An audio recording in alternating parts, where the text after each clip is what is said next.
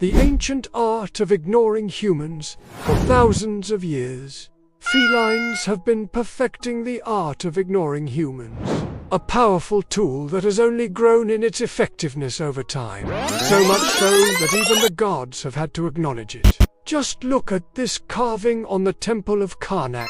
The pharaoh is clearly not pleased about being ignored by the cat. But the cat just doesn't care. It's too busy licking its paws. We've all tried to give our cats affection when they didn't want it, and we've all been ignored. But you can take comfort in knowing that you are part of a long and storied tradition. A tradition that dates back to ancient Egypt, where the pharaohs were just expected to accept being ignored by the cats. You see, the ancient Egyptians kept cats as pets, but they also worshipped them as gods. They believed that cats had magical powers and could even grant them eternal life. So when a cat chose to ignore the pharaoh, it was considered a great honor. It meant that the cat was too powerful to waste its time on mere mortals. Of course, there's no historical evidence to support this claim.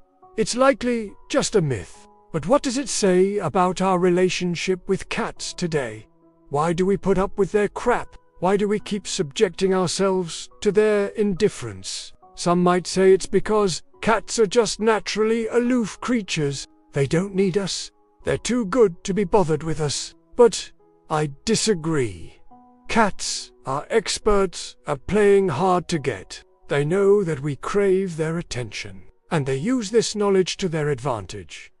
Take this video. For example, this cat stares blankly as her human calls her name, but when she turns around, the cat suddenly becomes interested in her. You almost feel bad for the human at this point, like she's been set up for a fall. But this is just how cats operate. They keep us on a string, just like they did the Egyptians all those years ago. But the ancient art of ignoring humans is not limited to just cats. Dogs can do it too. In fact, it was the ancient Greeks who first domesticated the dog, and they quickly learned that dogs could be trained to ignore their commands. This was seen as a useful tool for herding animals, but also for hunting. If a dog could ignore a command, it could also ignore a potential threat while out in the wild. So, next time your dog ignores you, just remember that you are part of a long and noble tradition. A tradition that goes back to the very beginning of human civilization. That's all for now. See you next time.